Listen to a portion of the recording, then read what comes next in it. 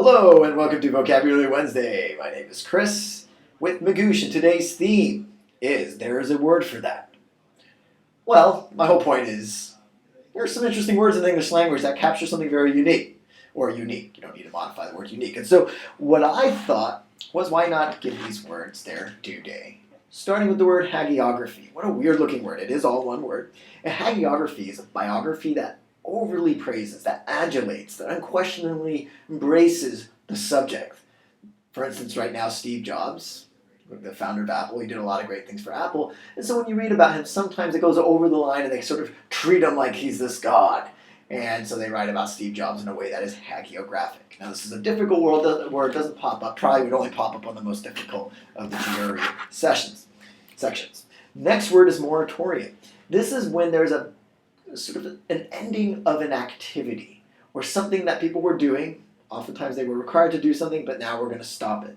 That's what a moratorium is. So for instance, let's say that there is now going to be a moratorium on Vocab Wednesday. That means Vocab Wednesday will cease for the time being. It may come back again, but there's a reason we're stopping it. Now, I can't really think of a good reason to stop Vocab Wednesday, but you have usually things that do need stopping, such as maybe offshore oil drilling. It can cause a lot of problems for the environment. So oftentimes the government says, we're going to put a moratorium on this activity. We're going to stop this until we can find out if it really has that much of a negative impact on the environment.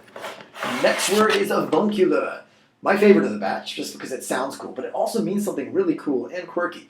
Avuncular means, well, a dictionary definition is relating to one's uncle. But that's a ridiculous definition, a ridiculous word. And so more specifically, it means anyone that's kind of cool and fun to people who are younger and less experienced. So if you have this kind of wise, cool guy who helps out the young people, imparts knowledge, that person is avuncular.